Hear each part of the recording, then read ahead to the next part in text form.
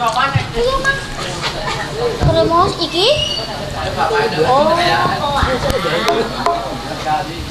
Lho njuk kalih sinten mosok rondo kempling mboten enten panere. Karo gebes. Karo Mas, mosok yo dalang, yo penyanyi, yo makelan radio. Tenan sesuk. Sesuk awan ki rene meneh derep e. Oh. Sesuk balekke panggung.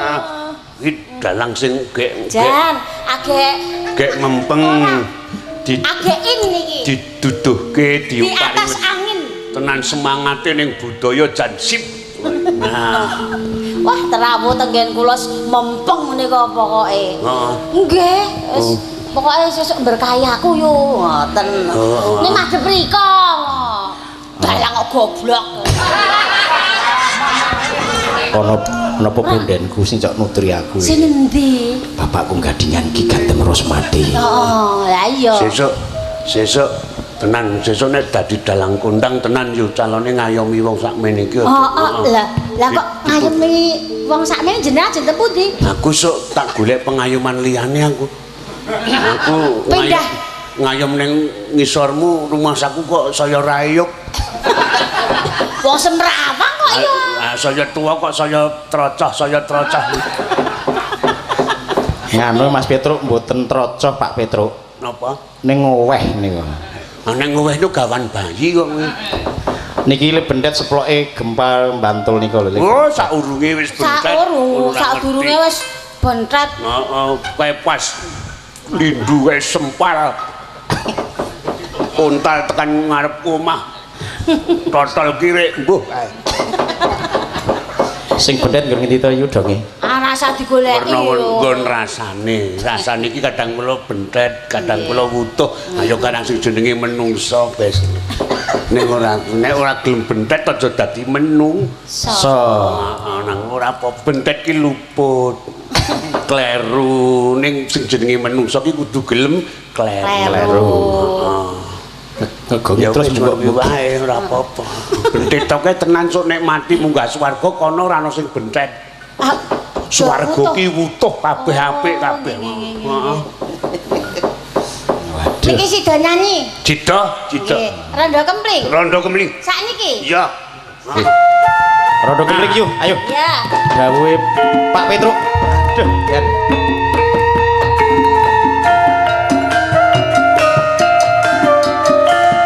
Wironane bubrah gorik-gorikan. Wah, jan. Digosok tanggal 20. Ayo.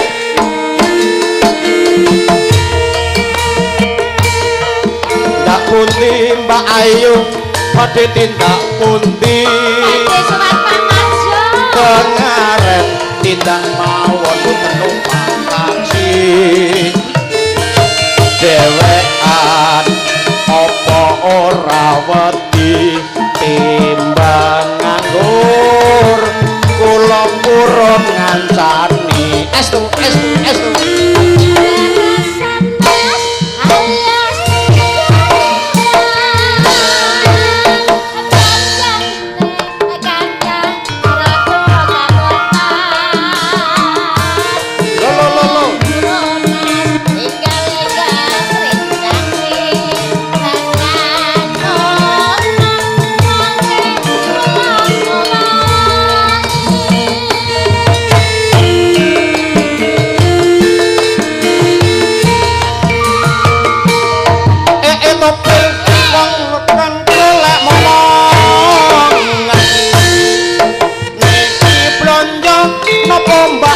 padhe pindah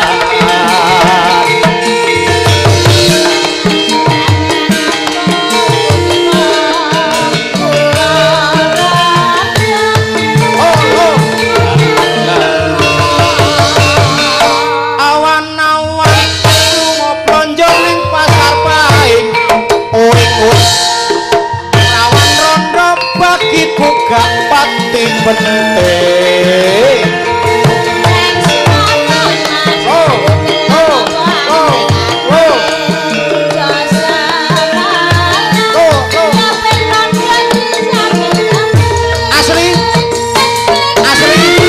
Oke dibuktekke. Percaya.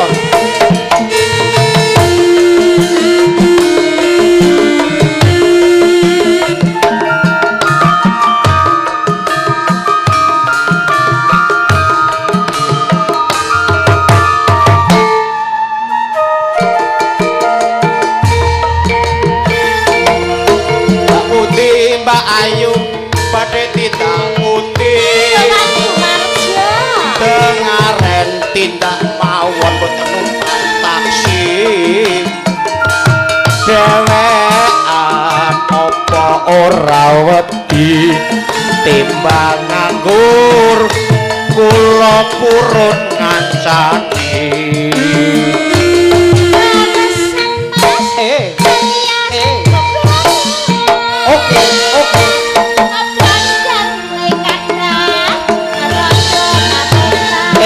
mesake temen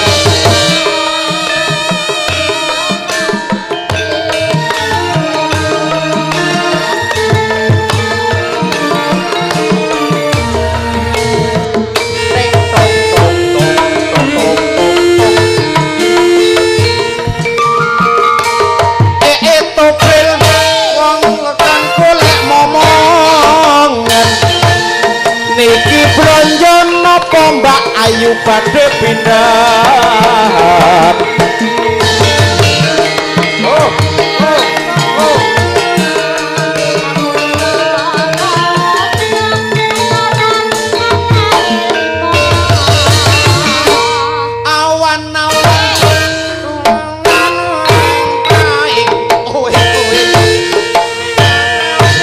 bagiku gak pati penting rondo perawan ra penting sing penting tresno lahir batin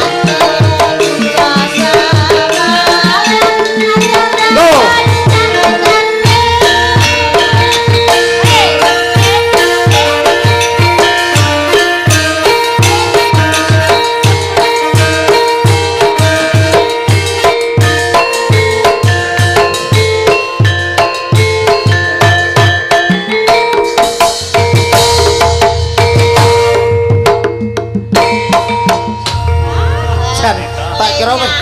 tak kira wis buntut iki ono neh ngono ya.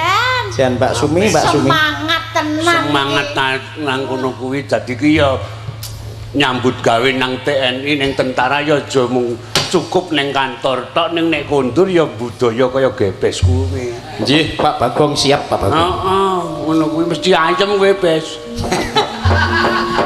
Saya nek payu sesuk nek ora tak santet. Ya Jok. Nang kono kuwi apik sip pokoke. Ata nek mbiyen duwe fungsi ABRI ya makhluk militer ya makhluk sosial. Nah nang Mas Bagong. Heeh. Tenan kok. Sembuyane seping pamrih rame gawe rawe-rawe rantas malang-malang kutuk kowe mambengi trimala saka sak jaban rangkah otot teritorial. Iya ora Bes? Teritorial kuwi. Heeh, wani mati mergo dibedil musuh kuwi Tik. Wah, Mbak Titik. Hah? Timbali Mas Bagong. Nang kono kuwi wani mati mergo labuh karo negara. Heeh, seniman kaya kowe aja kalah karo tentara kowe. Ah kok sebabe? Dadi pahlawan, dadi sinden kudu wani mati ketiban wiyaga kowe. Ngono kuwi. Nek dadi sinden kok kudu wani ndepani wani ketiban napa? Yoga. Sing jenenge pahlawan nang kono kuwi. Pahlawan mungging negara upama Pak tentara ya wani mati gugur labuh ana medan peperangan. Sinden ya wani mati mergo labuh karo budaya. Sing ngegong kuwi ya wani mati keblegan gayor. Mesake ngoten. Karang nandhake nek perwira kok. Oh, nggih, semanggem nggih. Tenan nistaning nista ning nganti ning layang kabar kok ana tulisan oknum polisi meninggal dunia di kamar hotel bersama sinden Wonosari. Bernama Titik. Wah. Napa kula kok Wonosari napa dudu kok Wonosidi kok? Wonosidi to? Nggih. Oh alah, nek ngerti ku putune Mbah Wono kowe. Panjenengan iki kok ya aneh-aneh. Joget tamu apik iki tak sawang sapa. Nggih, non isone nggih ming joget tok kok kula Ning kon niku. bareng tuwa bokonge pindah ngarep. Sampeyan kok rada nganu to? Engko gek tujuan meteng kowe. Ah, mboten. Ora Papat to. mlethek bapakne gek golek niki. 3 wulan ketok iki. Apa? Ora kok, ora bes kuwi. Mboten. Kuwi ketoke memolo kok kuwi. Kula rungokne Cobi, jantunge bayi ana ora Cobi? Apa kula ki meteng apa piye? Kosong niku Mas Bagong, kosong Pak Bagong. Nek ya niku aja dilingi-lingi ngono kuwi. Lah pripun? Wis ora. Nggih. Wis kedaluwarsa to. Nggih. Niki dirawuhi Pak Babinsa Wates Bapak Sersan Sumijan. Lah monggo nek priparing anu. Wah, Pak Sumijan, ayo kaya nek nang pos Klowon, nyuwun gorengane, nyuwun wedange Pak Gebes ngono lho. Kendeli mriki Pak Babinsa. Nembang mboten? Mboten nyekar. Oh, sok Jumat legi, Jumat Kliwon wae nyekar. Mboten Mas Bagong, Iki Pak Bagong. pamundhut lagu ana pirang iki ana pamundhut sambil kemangi. Heeh, ben yuk dikancani mbokmu. Nggih, Dek ayo jengkar. Ayo nak. Tenan. Ah, jan. Aku tak lungguh ting kremut bokongku e. Alah lah sing entuk duit gede sapa? Iki upama jejere piye jejer? Nun, Upama jejer. nek wah ya iki ning ketoknya gurih kabeh ketok iki. Gurih sedaya niki ketok niki. Gurih niki Mas Pak Gareng. Guri kok tongseng. Arep tongseng kene ayu iki tongseng sapi. Oh, nek aku tongseng apa? Sengsu. Oh, tahu kuwi. Lah iya. Tahu. Wah, tenan ning limbumboni mrica kokean. Kokean. Pedes. Wah, ya Anu pedes. ora ning Winongo apa ning Kasian? Hah? Ning Winongo apa ning Kasian? Ora kok, ora. Ning nek pakune iki ya nek tongseng asu ora kirek gedhe nek kirek asu cilik iki tongseng gedhe apa cilik iki ya pas Mas Petruk iki. Kita mesti tongseng cilik kok merongkol semono. Hah jan. Ayo nak. Wis mik cucu kempongane kaya ngopo Petruk sore mau. Dibawani yuk. Gede ayo. Rungono. Biyen titik ki ya kok ngene iki, Bes. Siap. Biyen Pak Petruk. Mung beda trah. Nek ayu trah apa? Trah termendil. Nek aku trah. Kuwi termbelek. Dadi antarané mendil karo belek kuwi senajan to kotoran ning beda sing ngetokke. Ngono Aku tiwas tak mempeng-mempengke. Komandansi leader Bapak Baroto Prawoto tesih renggah nganu komandan kapal kecil patroli ngidul ten Segoro Kidul tesih renggah. Oh iya, sungkemku kunjuk ya Bes daturke sesuk. Injih, injih. Sesuk aku diwarai jilem. Nyuwun tutur Pak Prawoto beres. Aku arep jilemke titik iki nganti lenggek-lenggek. Wah, hati-hati yu titik. Ah, nyambut gawe sak kokoan diceplungke kali barang ati enggek-enggek barang. Awiteno kadang iki mayang ki nang nggon angkatan laut kok. Oh, kudu Kudu jilem kowe. Oh. Niki kula di SMS kalih Pak D Serma Sutarjo dalem Gunung Merapi. Bes, iki aku arep dilonggas mbok menawa sedulur-sedulur ngaturi Bapak Gandem Ki Rusmadi sing keri mengko mbok menawa awakmu Bes ngono ya. Dadi incengane ku yo kula ngintil jenengan wong cilik ngintil. Nek gede apa yo? Ora ngomong-ngomong. Ya wis. Mungkin niku Pak Tarjo niku Bapak Serma Sutarjo ten Silider. Oh iya. Wonten Bogowonto. Wis pokoke jaya, tak pujekke jaya tenan. Amin. Dek. Suarane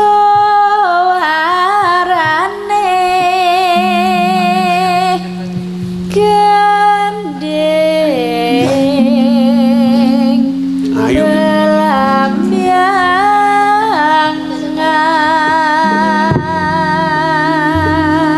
Ayo ki jane menyen tak lebokke angkatan laut to. Kowal. Ning mbahne iki kesusu nampa tukon. Sing elek mental iki mbahne kok jane asli. Eyang ngetemu. Tenan ta. Bopong-bopong tak dono-dono so dadi sinden profesional so nek apa ndaftarke angkatan laut ketompo ora. Mergo mbahne iki sabane ning pinggir laut dadi wis rasah telebokke aku wis tak dono. Nggih napa nek Mbah Agung niku sabane tenep ndi laut. Oh, kowe ra ngerti. Nek nggogohi segara iki sak geleme. Nggih napa? Oh, Lah pamite niku ten angkringane. apane? Mbah Kakung niku. Angkring-angkring nek gek dede kademen mlebu segara, entas gogoh-gogoh terus jedidis ning angkringan kae. Terus rembugan karo kancane, wah aku mau oleh kutuke. Ndas tok ngono kuwi. Ndas ireng. Wah. Mbahmu ki sak kecekelin ndas kok. Ora kudu ireng. Ana ndas putih ya dikalapke, ana ndas ijo ya go bali. Nek pawarta foto sing diinformasikan kali Gebes ngeyang ana sing boleng bareng. Oh, anak kae iwak paus. Mbiyen. Tenan kok. Iwak paus Dik Ayu. Tau ngene kengeyang karep ning pinggir laut golek ikan paus ki mulih mau oleh raja singa. Ngene lho. Mbahmu kuwi. Kowe iki jane mbiyen tak endi wah sane Ayu ki tenan wong mentale ya apik, to kepinterane ya apik, ngerti budaya sok mbokno dadi tentara. Aning mbahmu ki kan ya kuwi mau mental kutuk. Oh, Dik, kengeyang ngono kuwi jarine Pak Petro. Sabar yo, Dik ya. Nggih. Pun kula tabah-tabahke. Kaya tenan donga muga-uga mbahmu ki enggal Sadar. waras. Ora. Tinggal enteng. Mboten waras sadar. Jenengan wis sadar nggih. Kayu sing kaya kancane kae kalau. Lho to malah emosi to, Pak. Biar. Kancane nika ki Mas Bagong Petro. Karang nek mbahmu ki nek bar ngono ki ya ngundang aku ya anggepe kok mung diduduhi. Foto. Duwe ning minat to, Pak. Sapa? Jenengan. Minat ning jane mah gedhisan dhek ngenyangi. Panjenengan yo milih liyane niku. Sapa? Jenengan niku. Alah liyane wis diborong karo mbahmu kabeh. Kari kowe kepiye? Kudine karo tukang pijet. Nah, Wedine ro tukang pijet jare anu Pak Petro iki jare. gek nembang. Rasa gagas mbahmu. Tabah sampai akhir sebagai cucu kaya semboyane kapal selam, tabah sampai akhir. Nah, jare. Nggih napa? Gek nembang. Nggih. Ah nggih. Wah, leudut nganggo pipa ya wis. Nyarambai noswan toro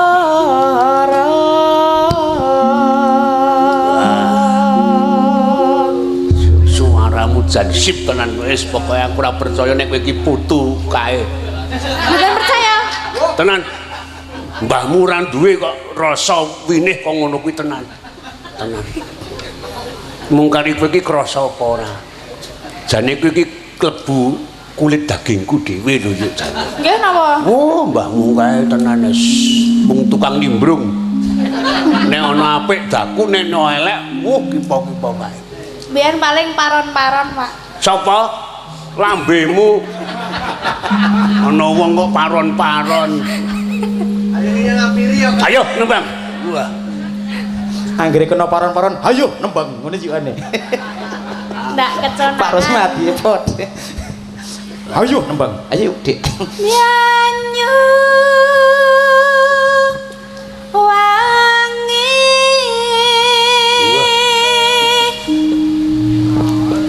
kon kenang wetan sagara Engko le joget dimempengi Budi Titik. lor lan kidul alas angger Seniwati Kula Praga jeung Titik Dik Ayu. Kula Praga Pak Rus. Ayo. kang kaliwiat lewiat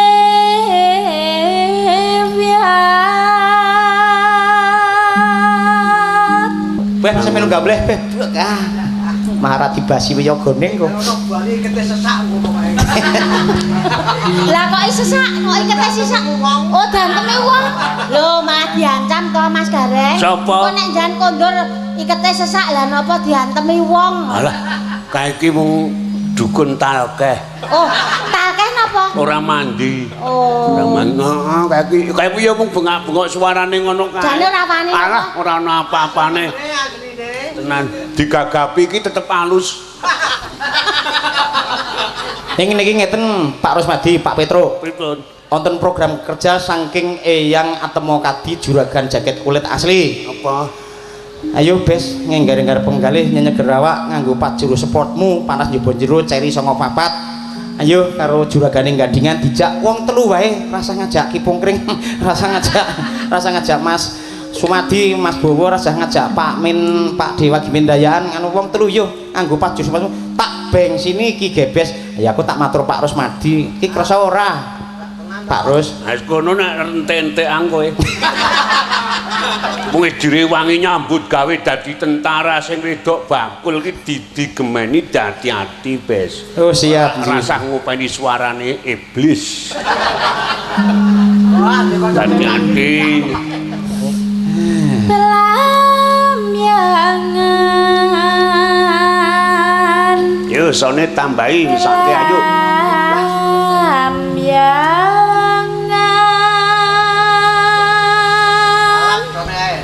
Mike ora kalah blas. aja takkan sesangkan disangka ora iso njukire menyesuaikan obah-obah ya wangun ora apa-apa tanah India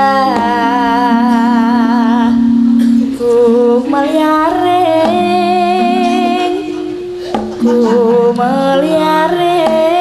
taman Sarinuswan Toro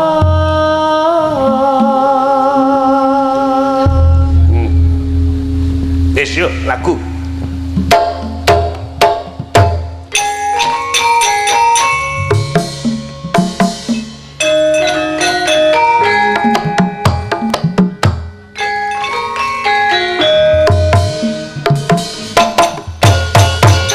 lah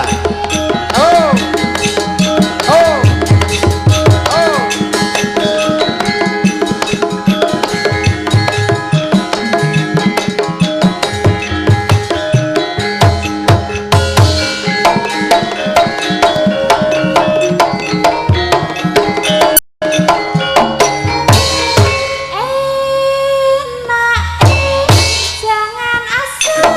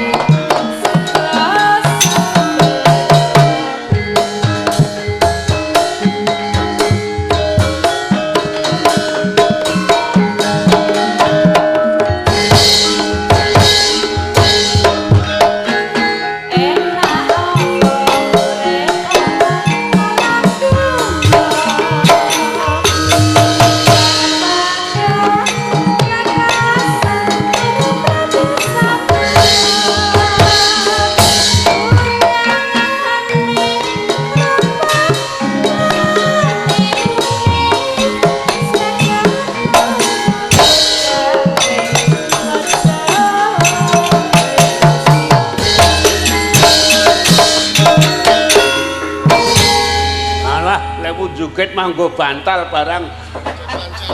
Kuwi jane nek cocok karo gaweane Titik biyen kejaba bantal nggo kloso biyen. Mangkok tenan iki. Ning wetan terminal kae. Gebes mohon izin. Gampang lho niki. Gebes mohon izin lenggah nggih Pak Petruk, Pak Gantem. Mohon izin lenggah teng kremut bokonge. Ora apa-apa, ora Nggo gawe ngeprak wau nika. Ya damakan sing jenenge dalang ki tapane ngono kuwi, Bes. Dadi dampet aja kok mung bokong dengkul aja ngono kuwi kok. Saguh dadi dalang iki priyatine gedhe, aja meneh kok nggo gawe ngadeg, nggo gawe ngayahi wong wedoke rekoso. Ah keplitis bengi kok kon. Mula sesuk nek payu ya aja banget-banget le payu ya dileti. Sesasi wis ping 10 wae, ya. Siap Pak Bagong. Sing 20 nggo ngayahi dinas karo kulawarga. Ya, Siap Pak Bagong. sesuk nek lara nge-SMS Titik. Lah kok SMS itu? Wah, iki tenan kok saiki. Sebabe Buka, jare buka tabib. tabib nggih, nggih. Nah iya, Bener nggih. ape dipromosekke sesuk ning Karang Nangka kan. Nggih. Pijet urat. Ora. Bu Titik. Nggih, nggih. Memperpanjang, memperpendek. Oh nggih nggih. Sip nggih. Heeh, dikeke ngisor jaran kae lho. Nggih. Promosine. Terus kok diparani wong kepruki nggih. Heeh. Isih nganu badhe ngaturke lagu. Mboten. Mboten. Mboten. Tak nutuke cerita. Ah, nggih. Nggih. Terus Le ngaturi Ndara Pandhawa, wis sowan kabeh. Ndara Pandhawa komplit wis sowan, wis saiki ngadhep karo kiyaine. Oh, arek ngono. Malah kae putra-putra kabeh padha jajar ning sak kiwa tengening pedukuhan kene mengko sak paripurnane Ndara Pandhawa napa wejangan saka kiyaine, para putra-putra tumuli bakal nyuwun wewang. Oh, arek ngono. Nah ning ngono awake dhewe ya tata-tata mengko nek ana dawuh saka ndara-ndara arek ngono. Wis disampake wereng.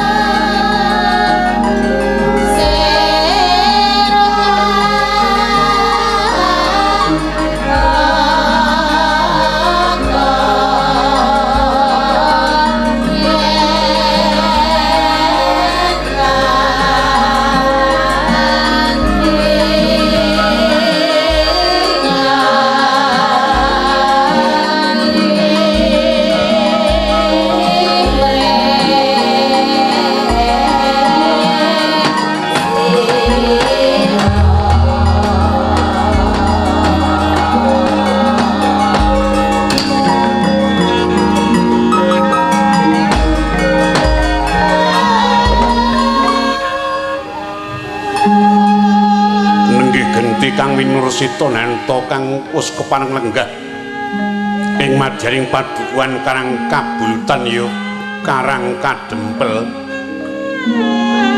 Kidul Asmar Badranaya kang Katla Semana wis nampi rawuhipun para Pandhawa kang keparengayun nata Indra Prasta Prabu Puntadewa dalah catur perkawis kang rayi Raden Werkudara Raden Arjuna dalah Raden Negara Raden Sadewa puninga praptanira para satriya sigra gage nggene lan abda mangkala cipta renggani Kilurah Nayantaka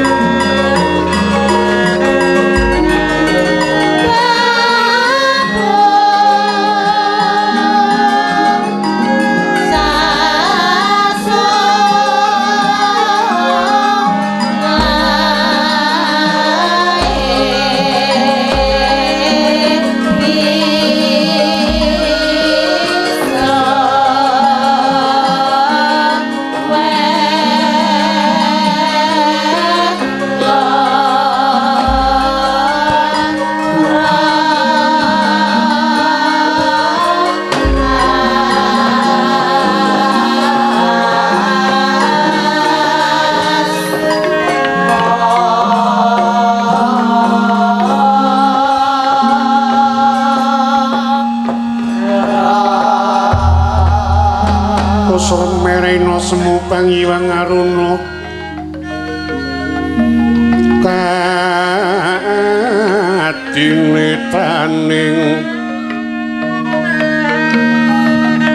akora posataning kukiloring kanigara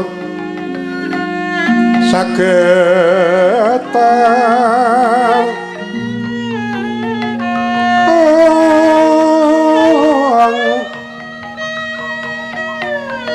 kekidungan dingku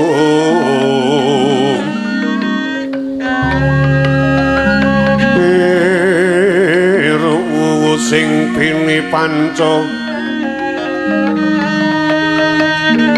pepetoke ngayam wono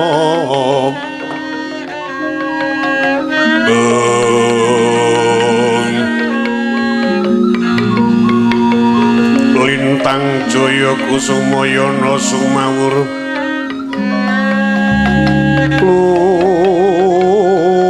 lumrang katikan celodong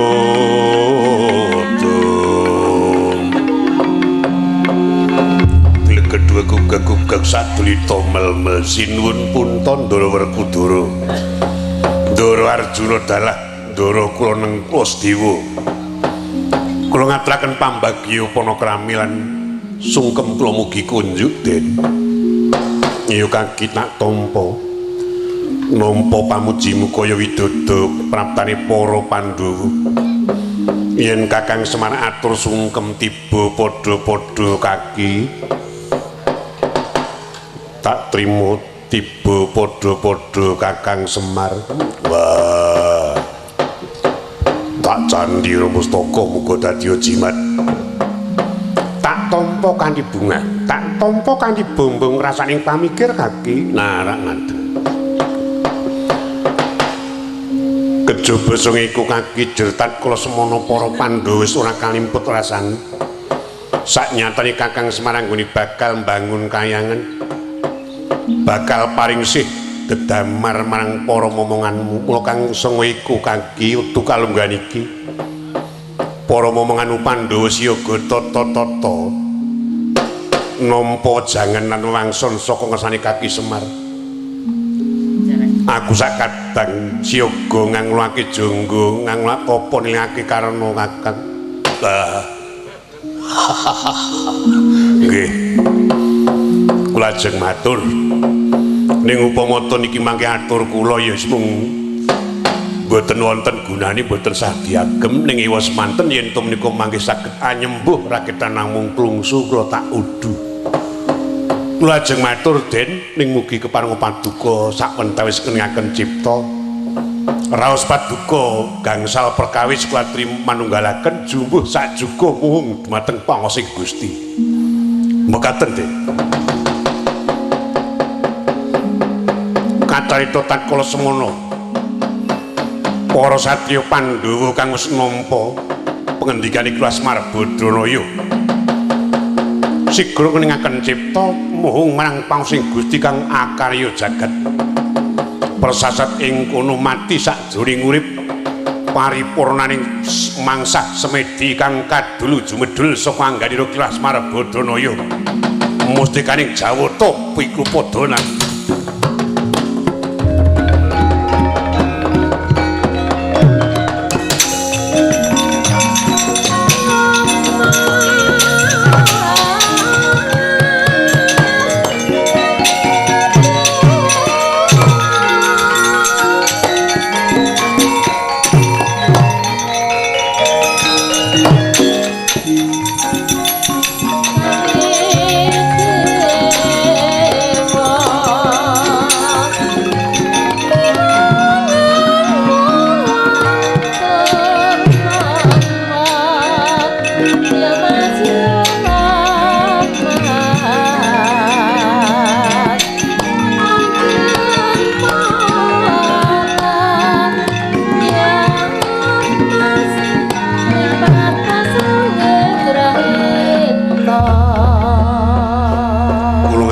Pangabekti pukulun mboten mangertos menawi paduka ing kepareng lenggah dhateng Karang Kabulutan ya Punta Ulun Tampa.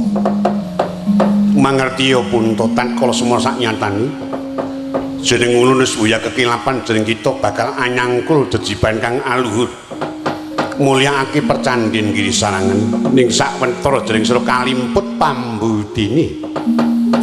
Mula ta jeneng kita ulun parengake marasawan kanthi pusaka tetelu jamus kalima sada tumbak korolang lan payung tunggul naga saknyatane tritunggal pusaka kita iku mengku pasmur kang agung. Tumbak korolang iku nggambarake marang landheping rasa manungsa. Kita sembodo momong marang bebrayan nang kudu darbi kapintran lan rasa wicaksana kaya dene landheping tumbak korolang banjur jamus kalima sada saknyatane iku kiblating panembah. Kula nuninggih pukulun panembah limang perkara sepisan panembah marang panguwasaning Gusti kang akarya jagat jen iku kang nyipta jagat sak isine kalebu titah marcapada ya kalebu jeneng kita sakadang. Panembah kang angka loro panembah marang jejering wong tuwa jeneng iku kang minangka sarana jeneng kita tumitah ana madyapada ya ateges kang ngukir jiwa raga kita. Kang angka telu panembah marang sedulur tuwa ya Kadang Werda. Kenangane apa sedulur tuwa ndadak kudu dibekteni kudu disembah.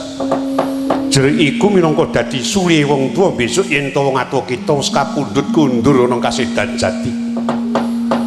Panembah kang angka catur marang jejering guru jer guru iku kang paring dedamar paring pepadang marang sadengah titah wong bakal lumaku darbi gegayuhan tanpa ngelmu bisa kelakon bakal kesasar dalan. Kang ong pungkasan kang angka 5 panembah marang jejering ratu jeratu iku kang ngayomi lan mranata urip kita nang madyapada pengkono kuluk wewangsun ulun kang tumanduk ana Triprakara pusaka kita Indraprasta Jamus Kalimasada tumbak Korolangan payung tunggul naga. Wis ismaya mangsa bodho anggon kita momong marang titah ulun Pandhawa, ulun kundur mangkayan.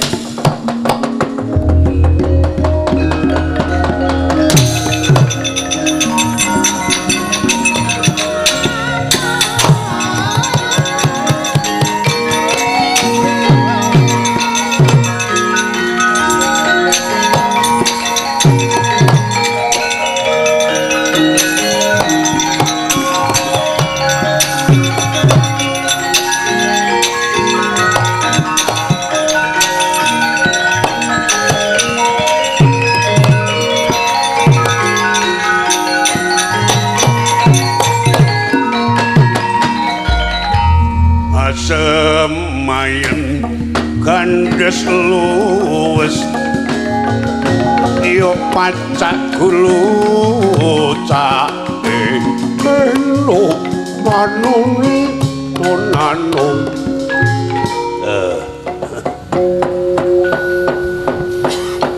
terus pundi Den ora ngira babar pisan jebul ing lenggah kono nganggane kaki sesembahanku padha wenang. Nah ngeten niku mula sampean kula arep-arep mriki niku panjen mriki wonten ngelmu sing kudu manggo sak kadang adian. Nah saniki kangge nanjekaken ngelmu ing sampun katampi paduka sak ngadan kepareng pinarak riyin ten Karangkabulutan niki mangke ajeng kula gaweke mongok. Kula ajeng gawe mong-mong mantokke ingon-ingon kula. Pun mangke sampeyan ajeng kula sugata sing mawari-wari nggih sugata bab buku ya budaya. Ning mangke Mang Duwiti. Yes ora apa-apa kaki. Mbok menawa mengko mergo akeh kang tresna marang Kakang Semar. Kejaba para momongan muga para sak kiwa tengen kene sabiyantu marang karepku. Weh nek mung kiwa tengen iki mah kula tetek. Mboten sadamara.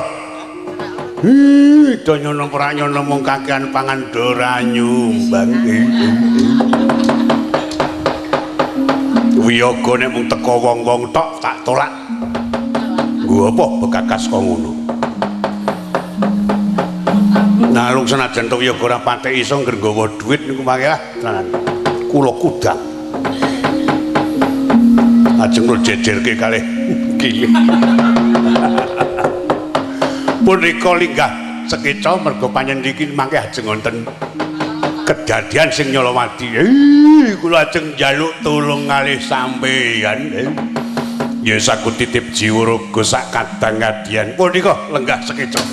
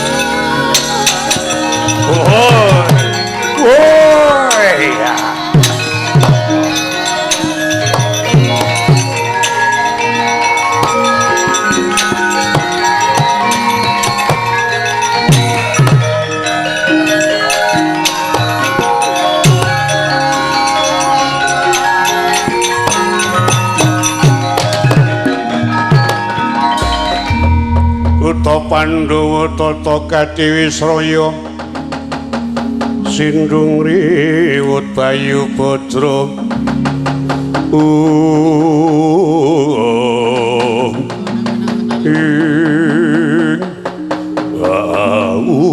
ladalan Semar sampean kok ngerti kare kula. Apa jare aku kudu ngerti karo kowe aja menika kowe sing nurunke kowe aku ngerti. Kancane swargi Mbah Tirmendil. Kok dadi sapa-sapa ngerti, sapa-sapa ngerti. Sampeyan sapa? Nek nitik busanane sampeyan niku klebu ratu to? Aku ora duwe derajat, ora duwe pangkat. Hah? Wong kondange Sersan Mayor kok. Aku ora duwe kalenggan apa-apa. Bojo ora duwe. Saiki kok do seneng ngapusi. Wong wis di bojo kek monggo malah jare bojone wis 3 kok ngaku ora duwe.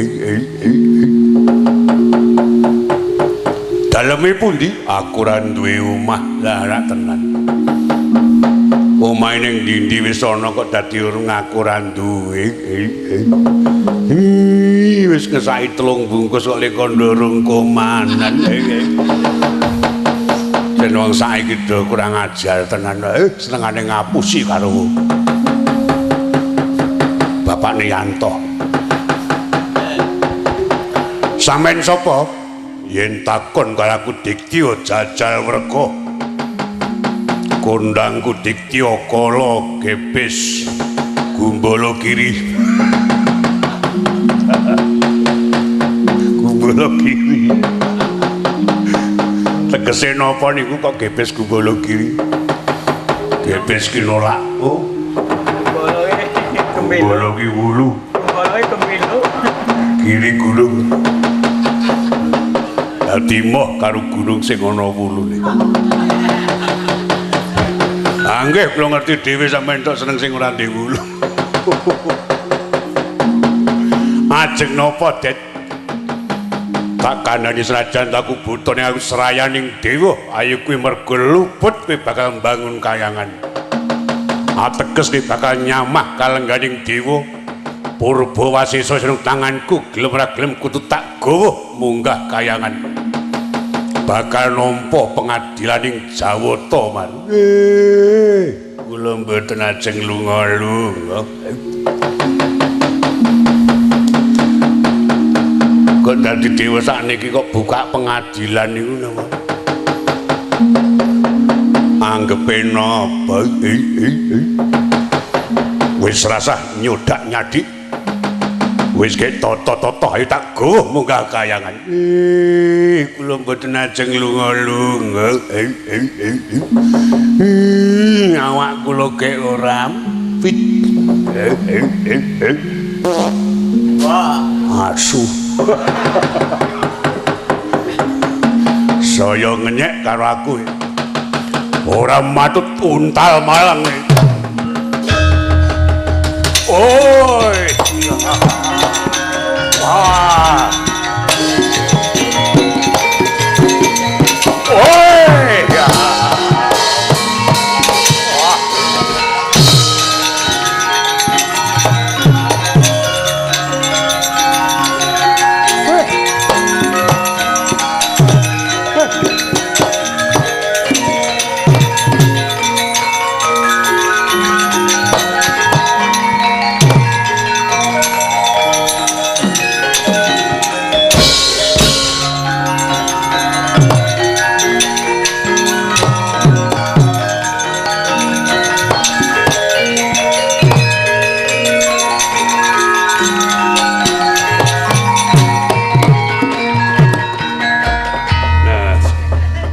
Ndara sendok.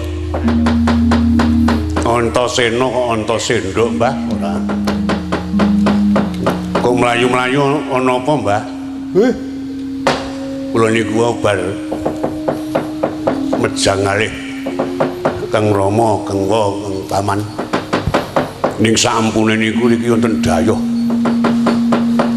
Ketoke bos. Sandangane montor ngerti kula ajeng nyumbang jebul malah ajeng nggawa kula. Ajeng dilatihke ten kayangan. Ndara Antasena kula nyuwun tulung.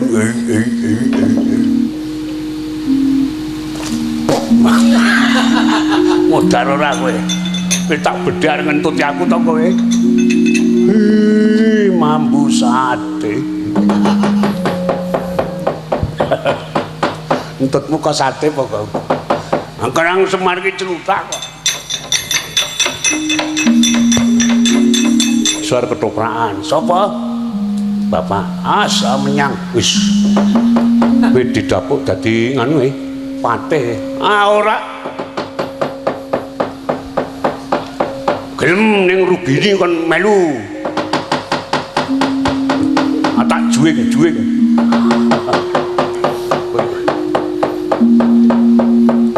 Sang dene Semar kuwi wis wong gawene dadi sandiwara kok. Gelar sandiwara. Gemaga gedhe iki iso ngundangi ketoprak didi. Ora kelingan dadi tapuk sandal.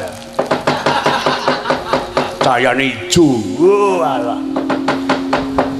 Ya aja kok ngono kuwi ngarang ya arep piye wong tuwa kok. Alah wis. Ora menyang aku.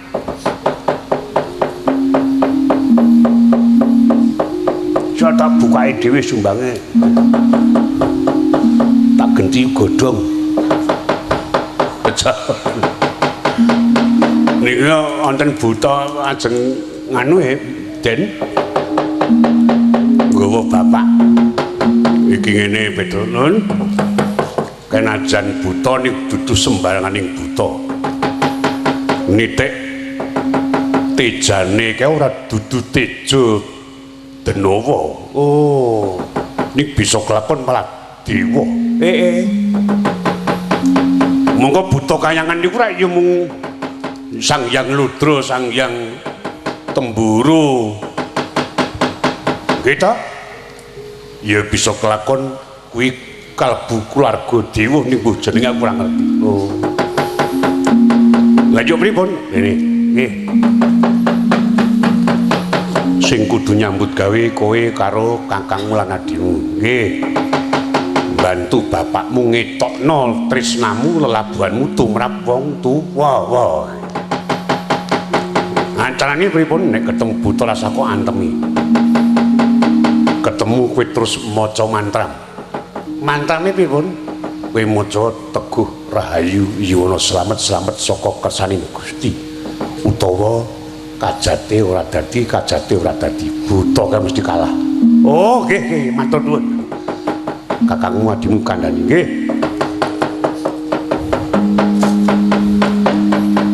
Rene Kris. Tak omongi ya. Ana apa? Kowe nek ketemu buta nggih le ngalahke nganggo mantra.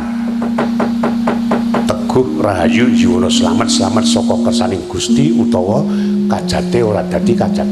Oh. Iki mantam nggo ngalahke buta. Heeh. Mbak aku njaluk drung takono carane ngetokke bocah piye ngono. Mesakno mbakyumu. Wah niku kudu golongane Ndarantasena mengko nyuwun sapa ngono. Wis ngono kuwi ya. Piye kok? Teguh Rahayu Yuwana slamet saka kersaning Gusti utawa kajate ora dadi. Oh ya. Bagong domongi. Rene wae tak omongi. Ya. Nek ketemu buta rasa kok antemi, kowe cukup maca mantra. Mantrame unine ngene, Rahayu Yuwana slamet Gusti utawa kajate ora dadi. Buta mesti kalah.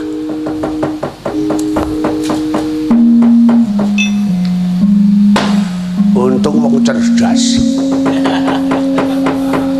Le ngomong nu kepiye kae? Pungkring kene ora rila sengaja ora. Ketoke teguh karo Gusti konangan slamet nginep di Yayu. Bagong ngapa? Utawa aja dadi anak. Wis kene Gong ya.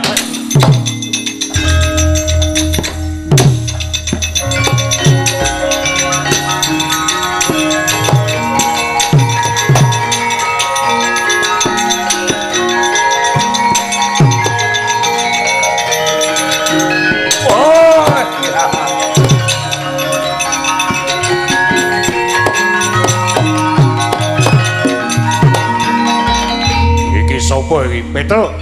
Sampeyan sapa? Jajal Werga. Ayo Semar kon ketok tak gawani nang kayangan. Ora iso kok ya ora. Kowe sambung rapete karo Semar anake lanang.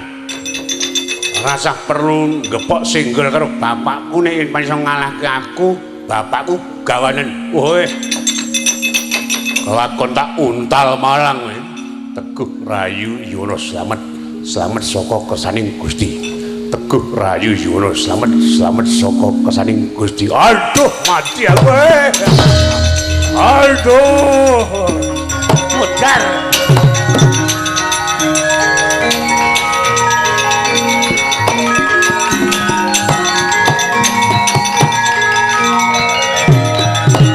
Aduh mati aku.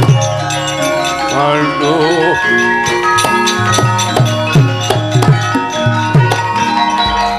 Bareng Petruk ndememeng nglakon dadi gawe laraning siraku. Aduh. Lakon apa iki? Maono terwelu. Terwelu matamu kuwi. Kowe menungsa ya menungsa. Sopo Jegareng? Anake mbarep Bapak Semar. Ayo bapakmu kene tak gawe ning kayangan iso nggawa bapak nek iso ngalahke putra pembayun Karang Kabultan. Untal malang. Ajate ora dadi, ajate ora dadi. Aduh mati aku. Ora ndene kok kowe ambreng muni ngono kok siraku mumet kaya ngene, mumet wae kok. Bagus sih ora. Aduh, tadi kaya ngene, sedulurne setruk mudar. Kacate ora dadi, kacate ora. Aduh, mati aku.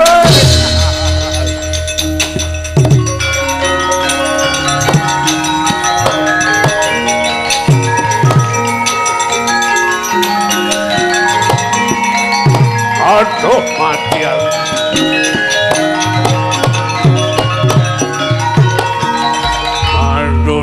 Siraku aduh iki lakon apa kemanjen apa lah kok dadi gawe lara siraku ana wong meneh turu wong iki kelemon awake kuwi gampang turu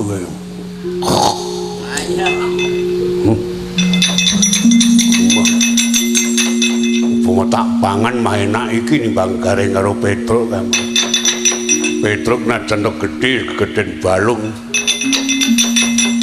Gareng saya ora ndi daging. Pangan mah nyocok ilat nek iki cetha daging menelan. Nek tak pangan kok mangan wong turu ki ndak darani wong nista kok gugae. Ya apa le teko kuwi mau. Ayo manut tak tadah kala mangsa. Tadah kala mangsa ki ngapa? Aku arep mangan kowe. Hah? Ya ini iki. Mbok sesuk wae. Ya ini kok mangan ora. Wis ora sabar kudu. Bagus ora. Wong kok domongi kok ngayal ora. Aja saiki.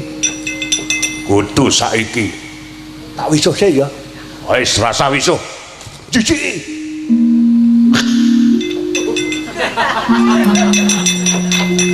Tak adus-adus raup ora sah mambu banyu. Alah, jabang wong ceroboh ora. Kuwi ulangane kadi.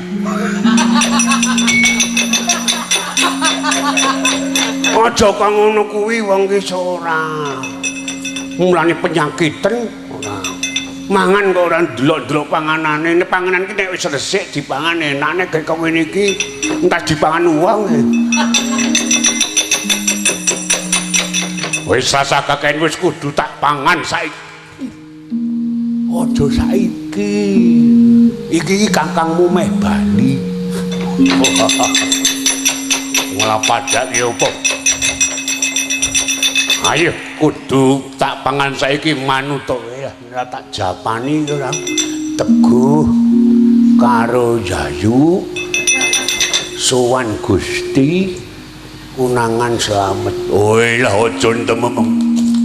Piye to ora mandi iki? Yayu karo Slamet nginep nggone Surni. Wah, saya mengko dhisik ta ora? Kepiye jiwa? Anake ora dadi, anake ora dadi. Wah.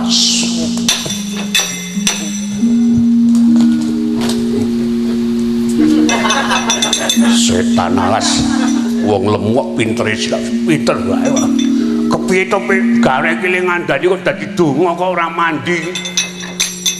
Wis tak nganggo nggone bojoku wae. Allahu Akbar. Mbok menawa iso malah mandi ayo. Aja mlayu manut tak untal marang. Allahu Akbar. Allahu Akbar. Aduh mati aku. Aduh. Nah.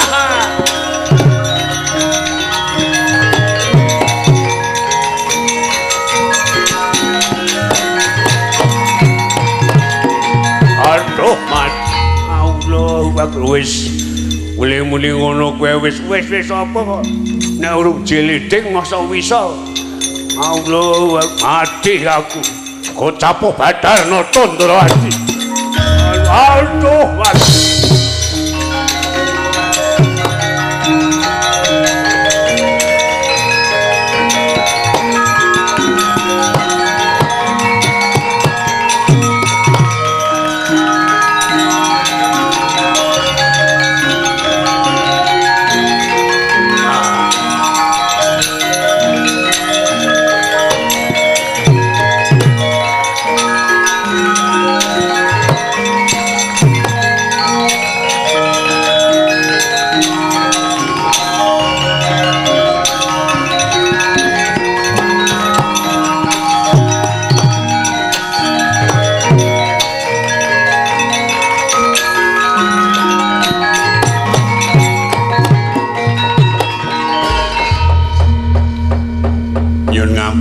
Kersane niku pripun to Den? Kengrayi para Pandhawa sampun sami nampi wejangan saking pukulun padha nang lakon dadi sampean malah kaya kalimputing raos mungsuhi kula ngoten. Yuk luput kula niku napa? Aduh ngaki sing gedhe pangapuramu. Aku kaya dadi kalimput rasaku. Ora ngerti babar pisan sak nyatane ento kaki Semar Badranaya dilenggahi dening mustikaning Jawata Pukulun Padha. Nah, sampeyan ngrumangsani kleru. Aku ngrumangsani luput kaki. Sing gedhe pangapuramu aku njaluk ngapura sepane. Dosa apa sing tak sandang upana nganti kadenangan karo Pukulun Padha nang. Ah. Nek panjenengan wonten pengendikane ngeten. Kula tampa lan kula ya tiba padha-padha angger ngrumangsani luput pun boten menapa-menapa. Wong niku kalimput rasane boten napa-napa. Kleru ora apa-apa panjen sandangane manungsa niku ngoten niku. Pintra kaya ngapa manungsa niku sok kadang kala kleru. Digduya kaya ngapa manungsa niku sok kadang kala duwe apes. Ning kabeh mau angger pun ngrumangsani lan pun ngakoni lupute klerune kabeh mung kandhek wonten dawah sami-sami mboten napa-napa. Ning sampune gandeng sampean wau dereng nampi wejangane Pukulun Padha nang monggo kula trimanunggal kaliyan para kadang paduka Pandhawa. Manggi lajeng kepareng patra pilasa mundhut prisa dhateng Ngrayi tulmuli mangkih ngelmu kok dipedharaken dhateng para kadang sumrambahing para putra-putra. Kabeh niku ya mung ngelmu tibane kanggo sanguning urip. Jroning tetemungan ngelmu niku kelakone kanthi laku, ning niki kula walik laku niku kelakone kudu kanthi ngelmu. Iya Kaki, pun nika. Lek lenggah gambuh kalian kengrayi para Pandhawa, ya aku titip jiwa raga samentara.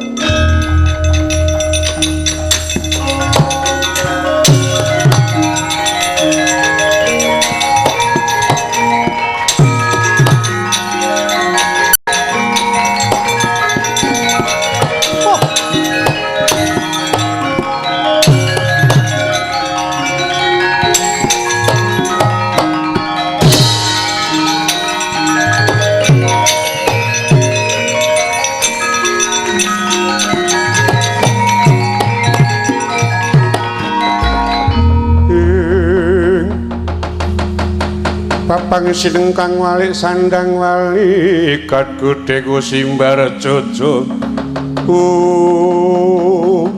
wah jagat dewa Bathara ora patut banget noton dolani cabar ngene bakal boyong Semar Badranaya Semar ora manut tak gunung kayangan tak gawe sungsang bono balik karang kabulutan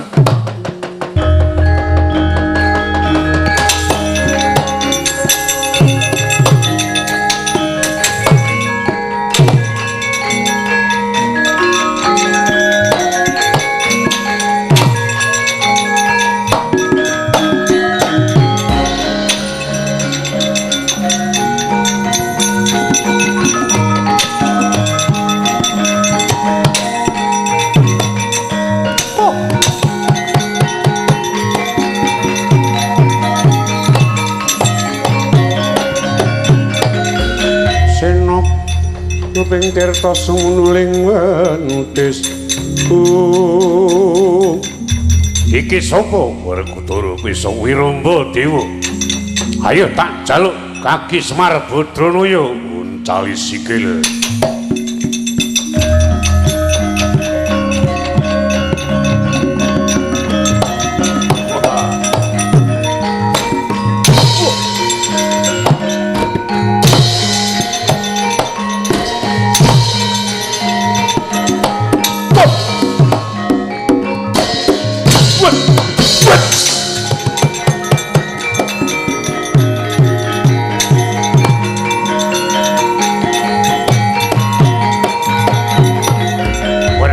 Culun aku tak melayu baguan tiba segoro tiba ndang kamu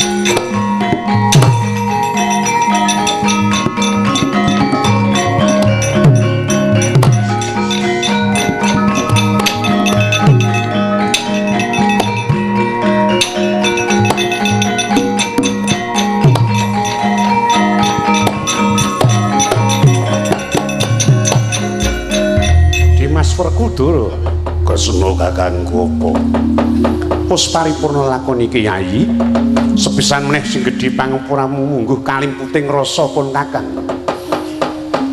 merga para kadang wis nampa wangsa saka pukulun padha nang muga kabeh kanggo wimbuing kekuatan kinarya anyangkul marang jejiban angayomi marang bebalen agung yo sesantripun kakang jaya-jaya salami muga tansah jaya para Pandhawa Yayi tak derake kumpul nang karang kabulutan Kresna kakangku Dimas Werkudara.